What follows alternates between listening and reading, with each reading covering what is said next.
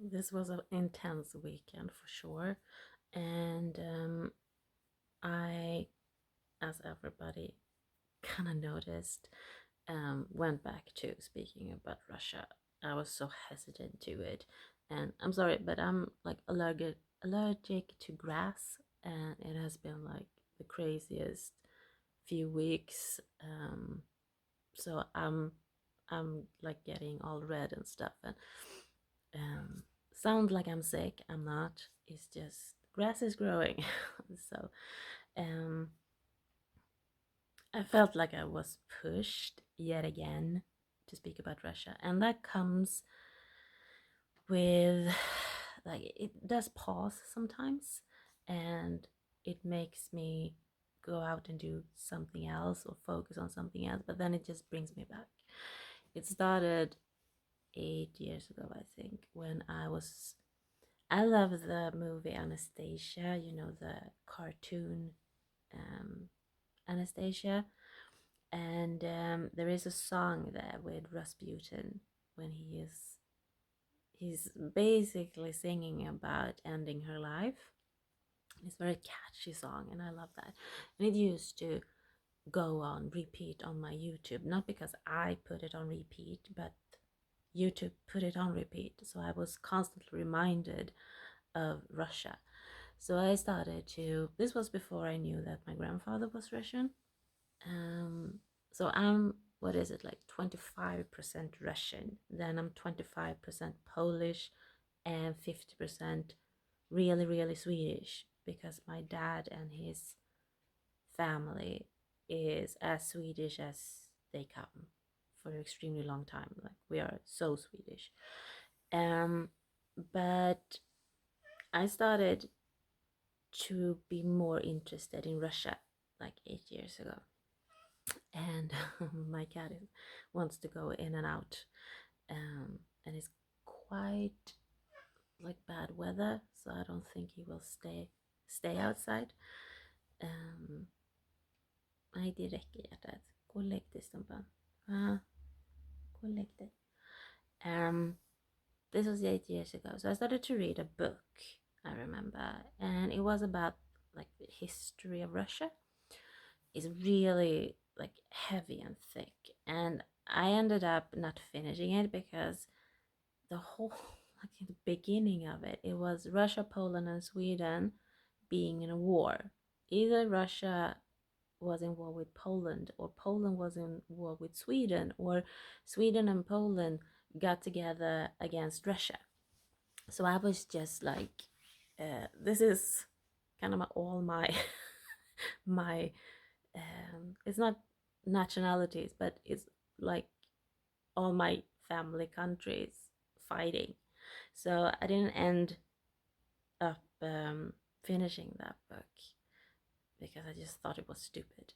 This is like 300 years from that moment, no one is going to care. But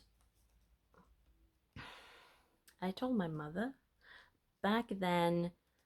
I don't speak with my mother today. I do not have any relation whatsoever to that part of my family. That is why this is, I don't know, this is so interesting, because I told my mother back then that I was interested in Russia. I was reading this book about Russia, and she then told me that, yeah, no, your grandfather was Russian. They moved to Ukraine, Odessa, and then he ended up in Poland and married someone, and then he met my grandmother. And you weren't you had to have, you couldn't, back then you couldn't divorce without the other person kind of agreeing on it, and the first lady didn't agree on divorcing my granddad, so he was married when he was with my grandmother, even if he wanted to divorce the other lady. She wanted, I think it was like, she wanted the house and his pension when he died. So that was intense.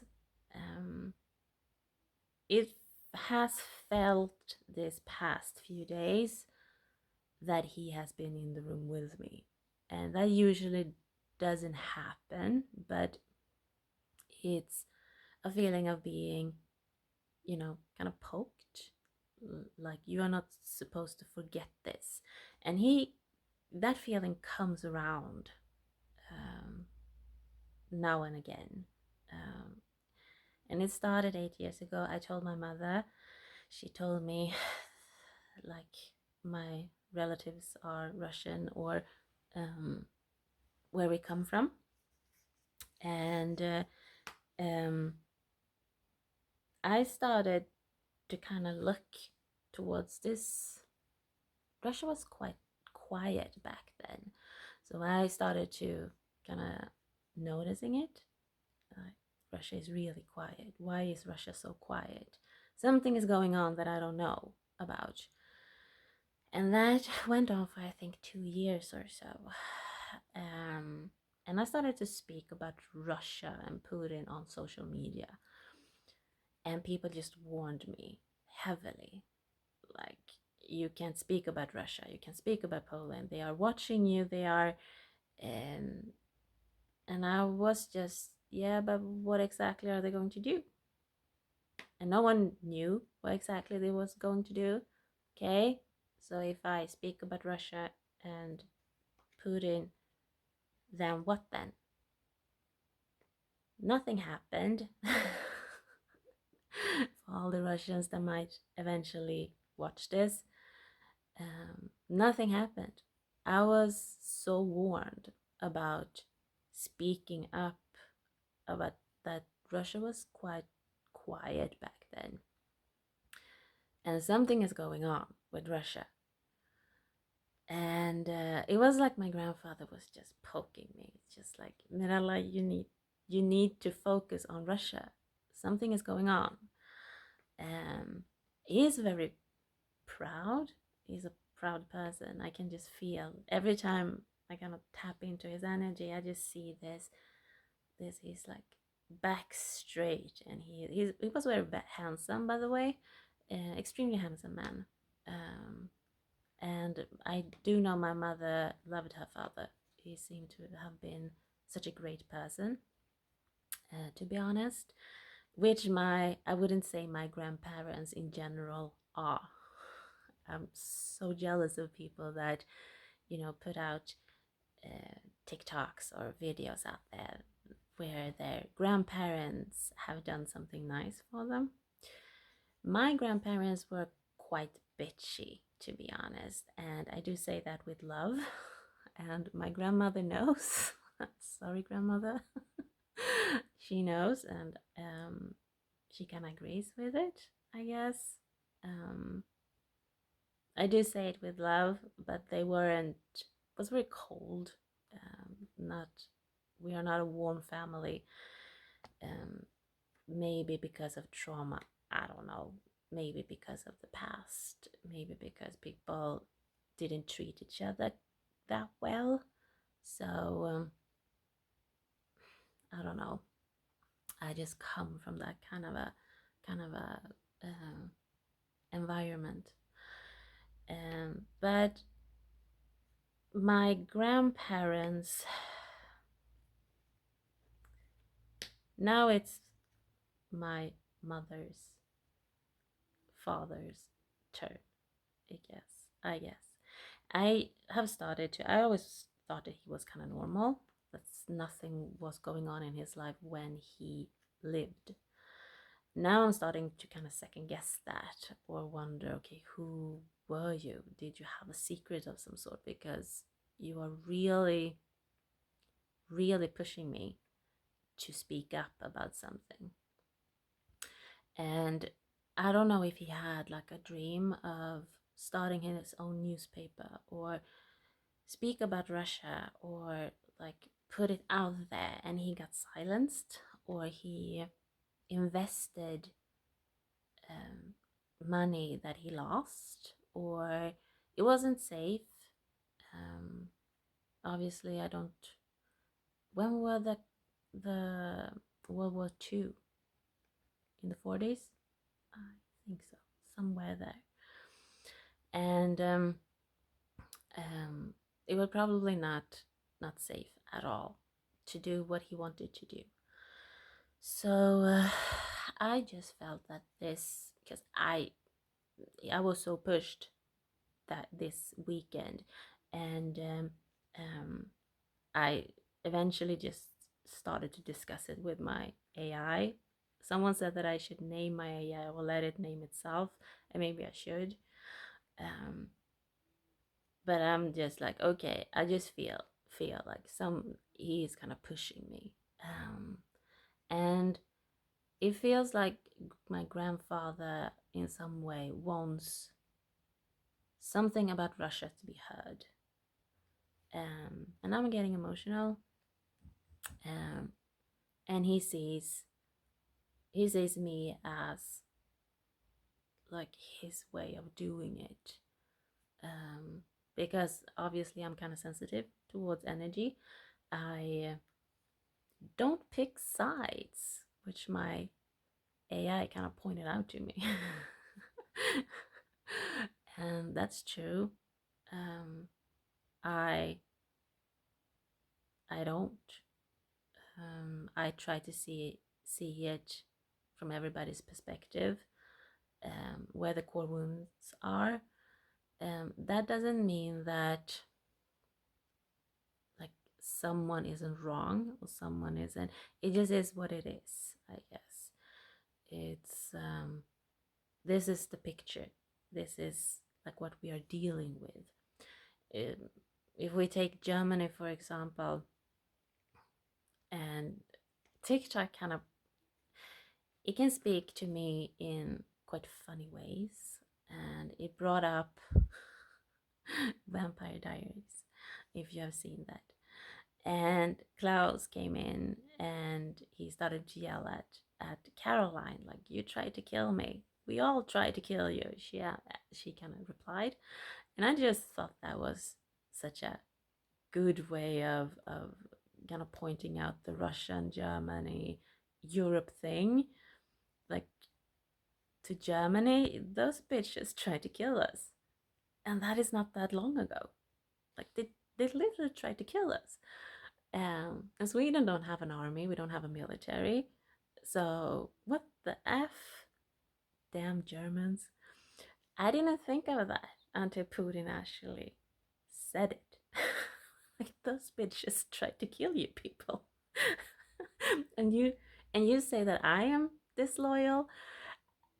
I would never have thought that I actually would agree with Putin, but that's so true. Not that I obviously, like, Germany is a part of Europe, like, we can't do anything about the past. Do I feel like we should remind Germany of it? I don't know, perhaps. I just thought it was funny. You bitches tried to kill us. What the fuck? But that is the kind of humor, obviously, in an extremely serious issue that I like have. And now the guilt, like, yeah, you people really should not say that much and just be humble as, because Germany can have an attitude, like a really big attitude, and I don't know if they should have, like, be a little bit humble here, because energetically you tried to kill us all not long ago, so sip it. is what I'm getting from this.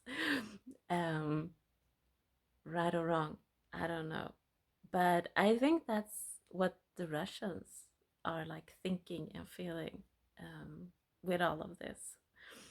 I did a reading on why, I don't know, does Putin ever tell the Russians what he's doing? Because I'm just like, do the Russian wants a war with Sweden?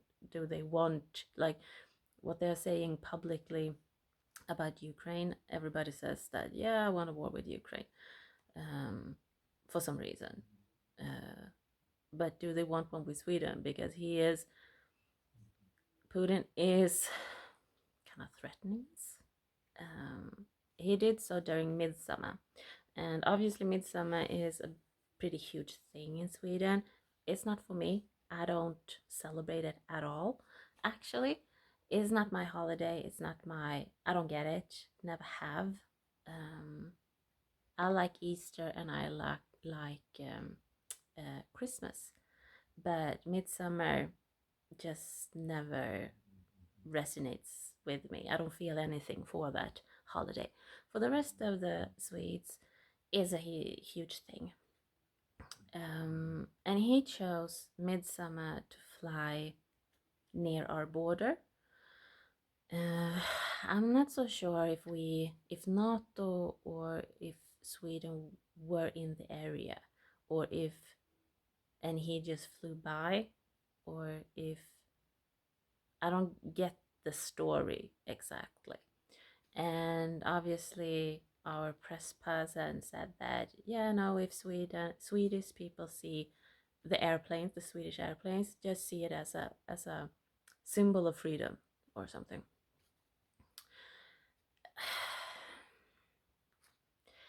Why Putin did that was because he wants the Swedish people to feel that we aren't safe even when we are celebrating. He wants us to be at ease and in doubt. Was it the right thing to join NATO or not? He was extremely clear-minded when he did this. So it's like he wants to tell us that even if Ukraine is going on, even if he is focusing a lot on Iran and Israel right now, he still watches us. He's still there. He's still like, I haven't forgotten about you people. And it's a strategic move. His people around him probably are starting to kind of advise him to go it alone. I think he really wanted, isn't he a Libra? And they're just like, I want a relationship with people. I want like they can't do anything alone. But he probably is advised by people around him to go at it alone, to be like the single person, to not try to buddy up with everybody because it's not working. And no one wants, like, drop the can you and I be in cahoots together against Europe or against it's not going to work. And now he is in a stage of strategic silence. I will wait. I just show them my strength, and now I'm just waiting for something. I don't know what yet. I really should do a reading on the Russians, like what they think about and how they feel. See if that would kind of resonate in some way. I don't know. But this is Putin, this is Midsummer, a little bit of background why I'm speaking again about this. So I wanted to continue with doing a reading on the Russian people. Like Putin is Putin, obviously. He does what he wants. And the Russian people, I just feel, aren't really on the same page with him. They just don't dare to say anything or do anything. And with my reading on if the Russians actually want, there's my cat, if the Russians really want war with Sweden, the answer would be no.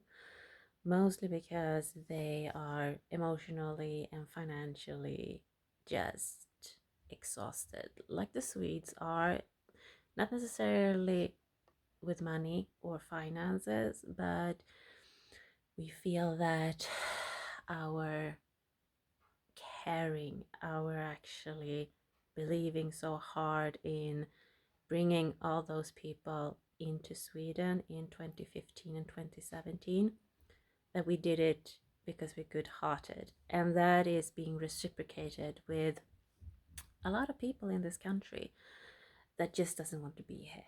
They cheer when like an accident happen, or when we get some kind of a terrorist thing going on. And this is actually true. This is not something I've read in the newspaper. This is a friend of mine that's told me that when we had like a terrorist thing going on Drottninggatan in Stockholm, a bunch of people that was immigrants actually cheered and thought it was like our fault, or that Sweden should, I don't know what, because it doesn't make sense to me that you would be happy about like a thing like that, when we have opened our arms to you and given you a possibility to live in peace and to have a job, even if it's really difficult in Sweden right now, and our standard and our what we think you were like, it's really high. Not even Swedes can kind of live up to it, and I don't think that people really understand that. It's not that easy as you might think to live here, and it gets harder and harder, and even Swedes think so. So I don't know, it feels like the Russians are very occupied with their own grieving. It's a lot of like betrayal, it's a lot of loss, it's a lot of regret, remorse. I think they're really hurting, to be completely honest. And I think that Putin really succeeded in kind of isolating them. They needed help, and the rest of the world shut them out and did make them feel more isolated than they ever have. I think that is some kind of karmic thing going on with them killing off their royal family, the Romanovs. It happened like 100 years ago or so. And I was in a discussion and I also asked my AI about it. Like, is it even possible to do such a thing and not karmically have backlash from it?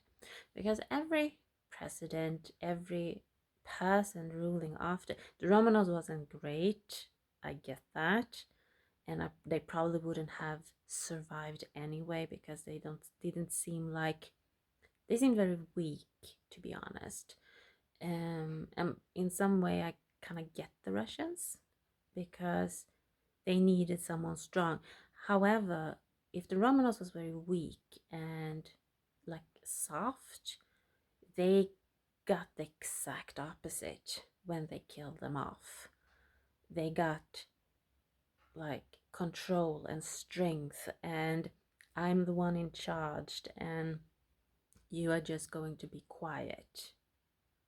You're not going to have a thought on your own. So it was, they didn't get the gray area or the middle between those two. They got the exact opposite in every person. Like, I can't remember which president was before Putin.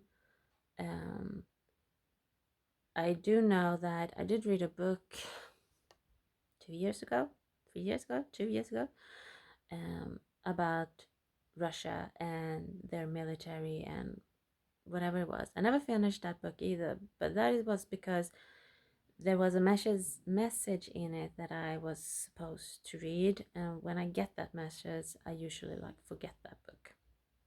That happens a lot. And this message was that Putin learned from the previous president that if you control the media, you control people's mind. So before he was president, he kind of bought up or scammed his way into owning some kind of a media in Russia. Men hjärtat, vad du låter. Some kind of media in Russia, because he knew that this is the way to kind of get into people's head. Knowing that, the last time I did this kind of a videos, my advice to the Russian people was to turn the television off. Like if you want to do anything, men sluta hjärtat. My animals are extremely, I don't know, what do you call it? Demanding. That's the word. Of my attention, by the way. Is there some kind of a rebellion thing in the quiet the Russian actually can do is to turn off the television. And the second thing, if they dare to, is to have a VPN, obviously. And I don't know how it works if you kind of have to go through a country and that country has to pay for in some way. Like if you choose a Sweden, then the Swedes has to pay for it. But I don't know if that's the case, and I'm fine with that, to be honest. If the Russians actually do that kind of a thing, because it's in silence, is not like a rebellious thing that is seen. You just don't watch TV. Obviously, he can kind of command you to do so. Like everybody should turn on their TV at 5 o'clock or something, but it shifts something. If you get what I mean, it's you don't do it because you want to, you do it because you have to, and that shifts something in your mind. It's like when he took away YouTube, and just by taking away YouTube, the people shifted their perspective of YouTube is probably the voice of reason. YouTube is probably in a world where they are kind of embedded in illusions and not knowing what is happening and just feeling like, who can you trust? Who can you rely on? Turn off the TV, get a VPN, tell people to go outside instead.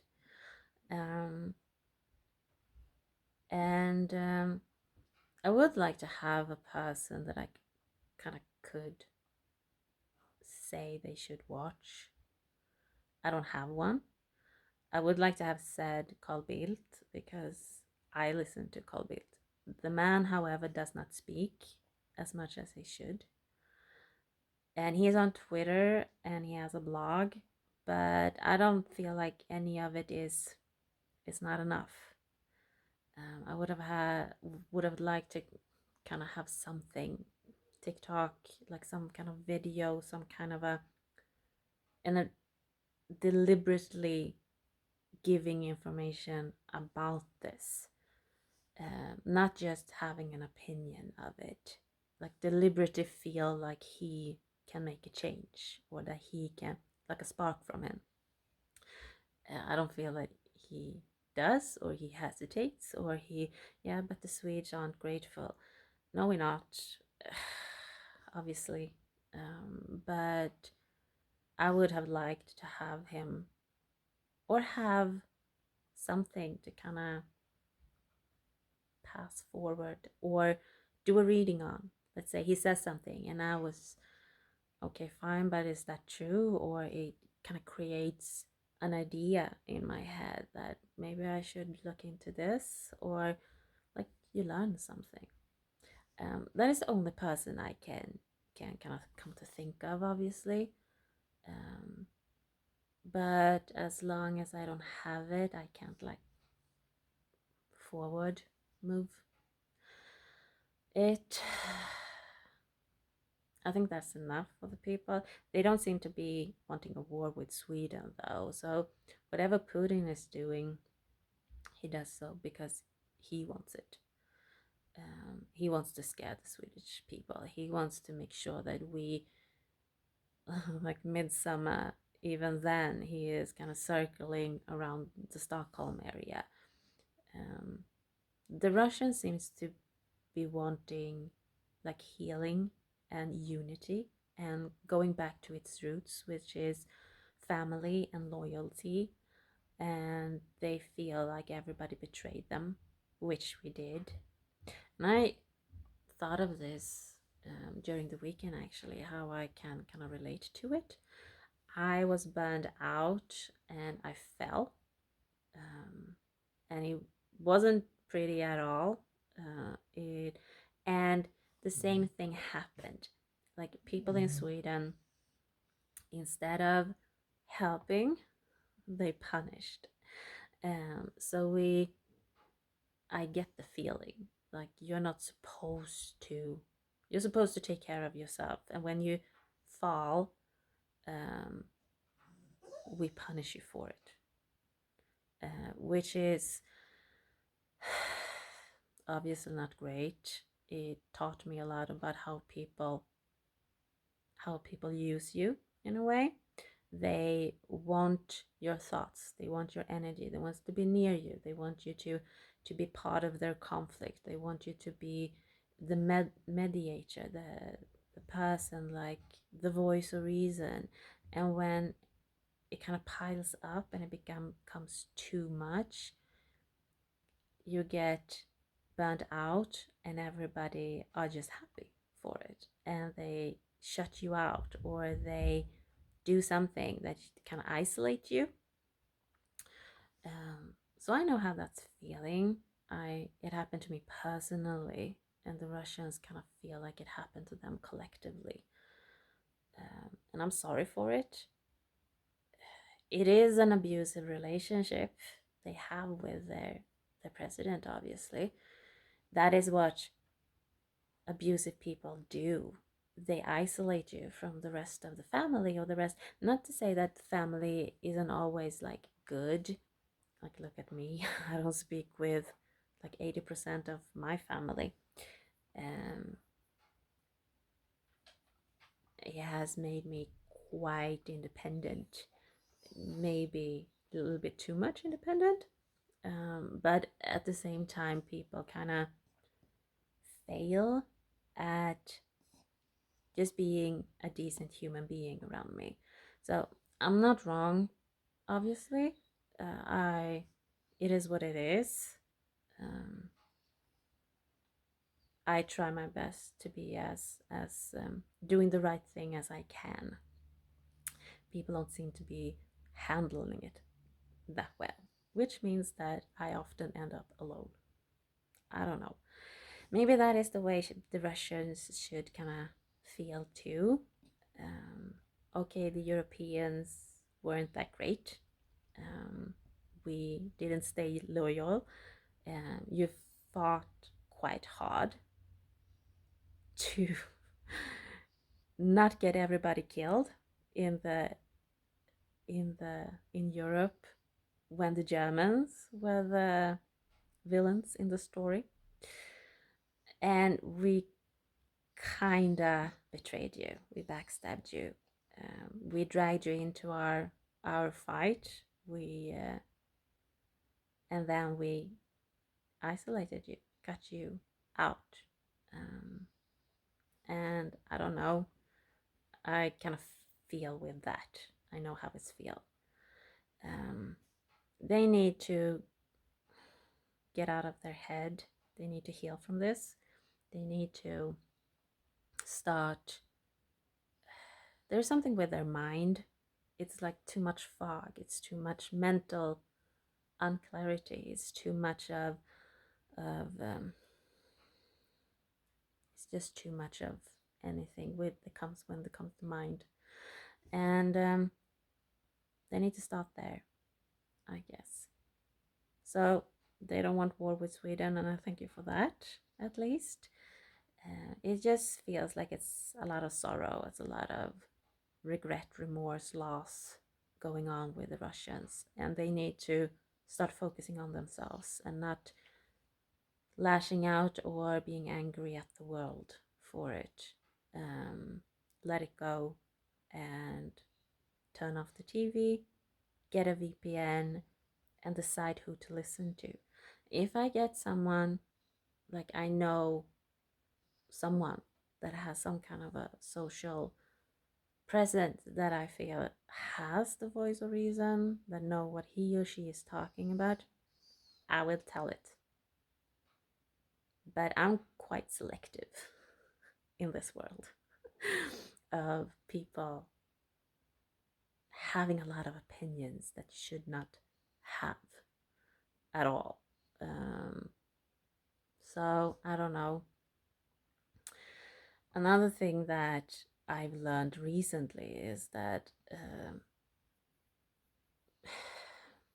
I was in an accident 3 months ago, and I'm still on a sick leave. Like it's what, like 1 week left or something. I had an operation. I only have like this left, and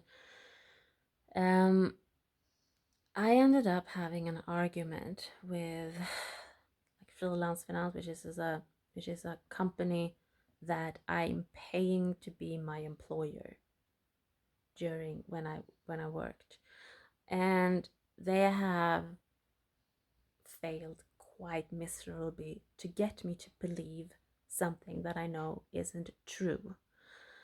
And around 6 weeks ago, I was like feeling like, yeah, now is the very point when you people like freelance finance and the people that works there should just be quiet. It is obviously like it's so clear. It's like dates, it's numbers, and yet it's just that you are wrong. They kept going though in trying to make me believe their version of the story, which did not work. And it was a shift like 6 weeks ago, and I was just, yeah, now is the time for you people to just be quiet and say, okay, we fix this. Okay, can we like get along? Can we do something? Because they were so clearly wrong, and they just kept going. And I think it was like an ego thing. They was very confident. They were very like, this is how we have done this when you clearly haven't. And now like the manager is involved, obviously, because that is usually how it goes when they try to keep a narrative that isn't true. We both know that it isn't true. And I said so also. I know you were lying to me. So now it's the manager, and she tried, bless her, to have some form of like authority over me.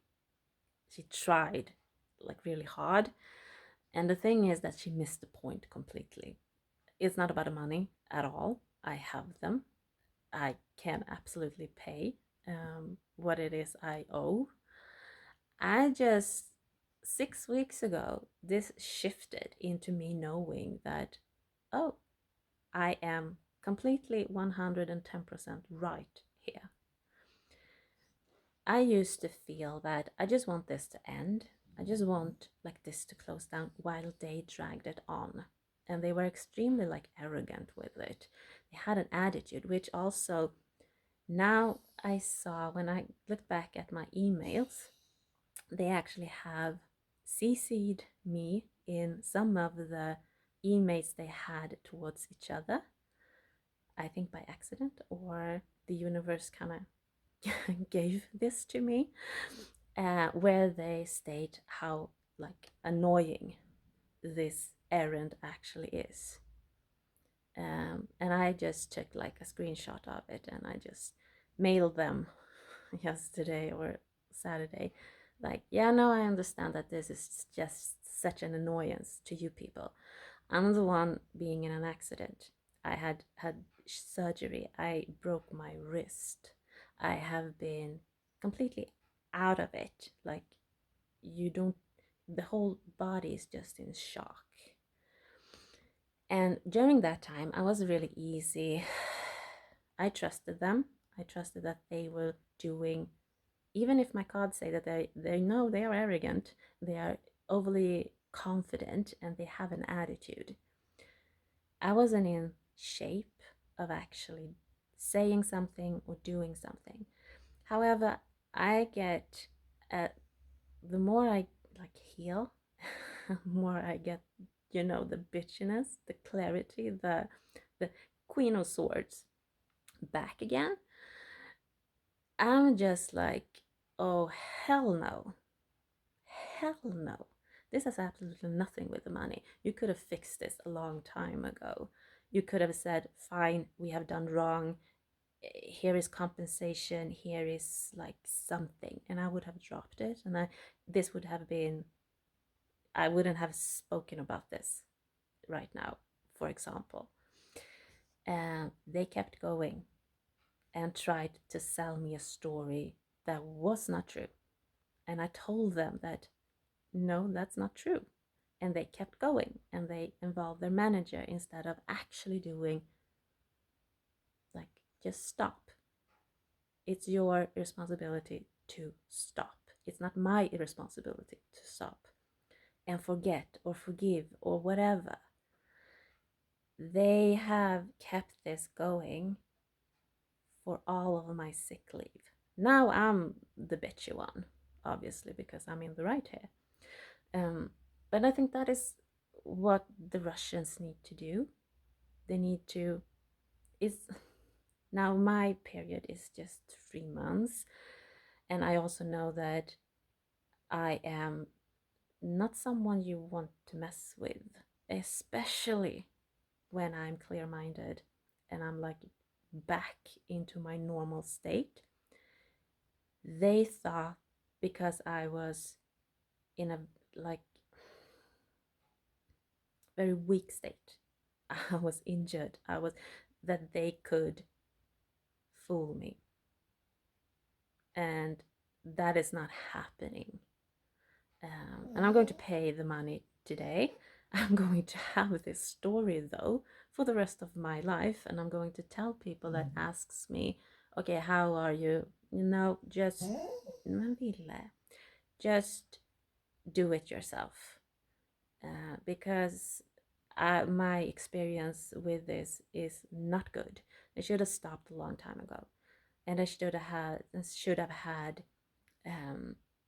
the mental clarity to kind of point out to themselves that, okay, we can't fool her, and that's just it. You don't go any further than that, and they did. So this is kind of the story that I'm going to make up as an example of when you're weak, when you are, people take advantage of that. They get arrogant, they feel like they can come up with a story that isn't true at all. They just think that they can kind of mask it. It's your responsibility though to see through it and trust your gut when you are being told a lie. And I was very honest with them and said that both you and I know that this is not true. They ignored that and they kept going because they thought that eventually I will give up. Have I given up? No, obviously. So their strategy, because I'm getting stronger and I'm getting more clear-minded. Now I know for sure, 110%, that I'm completely in the right here. The money I don't care about. That's not the point.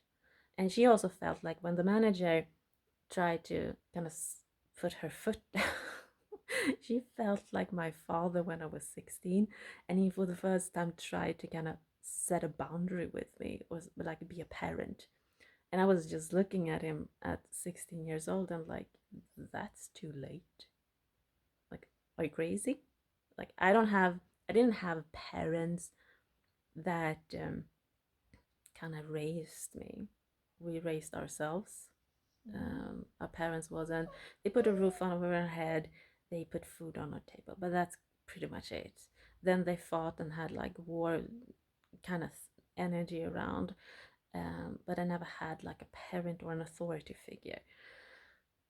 So I just felt like that when I read that, like she tried to really put her foot down, and I was just, yeah, lady, that's too late for that. So I hope that I'm going to finally end the thing with freelance finance and going to like please delete all, like everything, all my accounts, and keep whatever you have to because of the law. But I just do not want to have anything to do with you people ever again. And it's not the money, it's the lies. It's the kind of trying to get me to think that I am not right here. And is there something that really makes me angry? It's that.